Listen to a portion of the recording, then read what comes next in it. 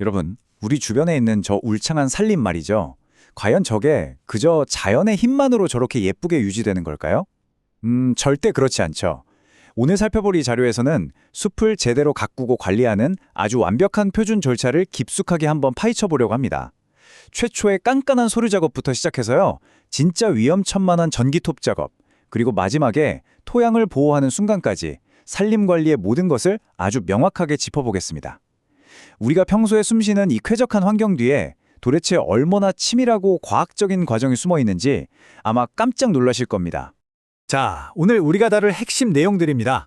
수목관리의 기본부터 필수 행정 절차, 나무 크기별 관리 방식, 현장 안전 수칙, 그리고 최종 마무리까지 이렇게 총 5단계로 쾌적한 사무실에서 출발해서 생명력 넘치는 숲의 흙바닥까지 쫙 한번 훑어보겠습니다. 바로 넘어가 보죠. 전체적인 절차를 한눈에 보여주는 흐름 도어입니다. 아시겠지만 엔진톱 시동을 걸기 한참 전부터 할 일이 산더미예요. 먼저 지자체 승인을 받고 산주에게 서면 동의를 구하는 깐깐한 행정 절차가 무조건 1순위입니다. 그러고 나서 치밀하게 설계하고 철저한 감리 아래 시공한 뒤에 마지막으로 잔재를 치우고 토양을 보호해야만 드디어 하나의 프로젝트가 끝나는 거죠.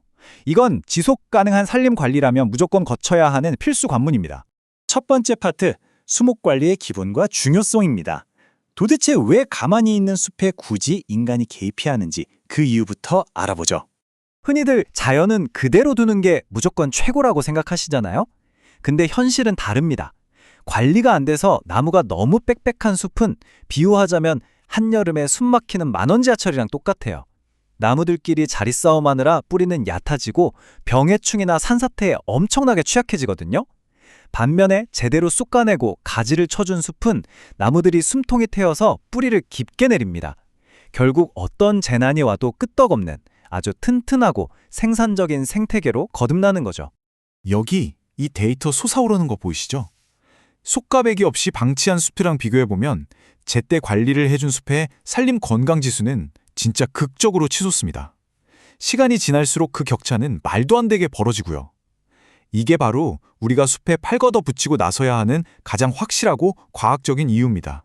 자, 두 번째 파트, 필수 행정 절차입니다. 모든 작업의 뼈대가 되는 서류 작업, 이거 진짜 무시 못하거든요. 그냥 산에 올라가서 마음에 안 드는 나무 벤다고 생각하시면 큰일 납니다. 작업 전에 무조건 관할 지자체 승인을 받아야 하고요. 산림 소유자한테 서면 동의를 받는 건 기본 중에 기본입니다. 생태계에 손을 대는 거니까 그만큼 책임을 지라는 거죠. 여기에 더해서 공식적인 산림 경영 계획에 따라 설계를 마치고 현장에는 반드시 인증된 감리자가 있어야 합니다. 이 깐깐한 서류와 법적 절차를 통과하지 못하면 현장 작업은 단 한 발자국도 시작할 수 없어요. 세 번째, 수목 크기별 맞춤형 관리입니다. 이제 골치 아픈 서류 작업은 끝났으니 본격적으로 숲으로 들어가서 나무들 나이대별로 어떻게 관리하는지 보죠. 사람도 아기 때랑 어른일 때 필요한 케어가 완전히 다르잖아요? 나무도 똑같습니다. 1년에서 5년차 애기 나무들은 주변 잡초나 덩쿨에 치이지 않게 집중적으로 제초를 해줘야 하고요. 5년에서 10년차로 넘어가면 이제 튼튼하게 자라라고 모양을 잡아주는 가지치기에 집중합니다. 그리고 10년이 훌쩍 넘은 듬직한 성목들은 숲 전체의 밸런스를 위해 대대적인 쏙가배기 작업에 들어가게 되는 거죠. 방금 말씀드린 세 단계가 실제 현장에서는 이렇게 적용됩니다. 처음엔 쪼그려 앉아서 묘목 주변 잡초를 뽑다가 나무 키가 훌쩍 크고 윗부분이 무성해지면 그에 맞춰서 작업자들의 도구나 기술도 완전히 레벨업을 하죠. 시간의 흐름에 따른 완벽한 맞춤형 케어입니다. 혹시라도 아니 5년차에 왜 굳이 그 고생을 하면서 가지를 치지 하셨던 분들 이 숫자를 주목해주세요. 10년이 지났을 때 어릴 때 제대로 가지치기를 받은 나무는 방치된 나무보다 질 좋은 목재를 무려 1.5배 이상 압도적으로 많이 만들어냅니다. 초반에 쏟은 정성이 나중에 엄청난 수익과 결과물로 돌아오는 거죠. 네 번째로 넘어갈게요. 현장 작업과 안전 수칙입니다. 무시무시한 장비와 거대한 나무가 있는 최전선. 여기서 안전은 말 그대로 생명입니다. 현장에서 진짜 중요한 역할을 하시는 분들이 바로 이 아보리스트입니다.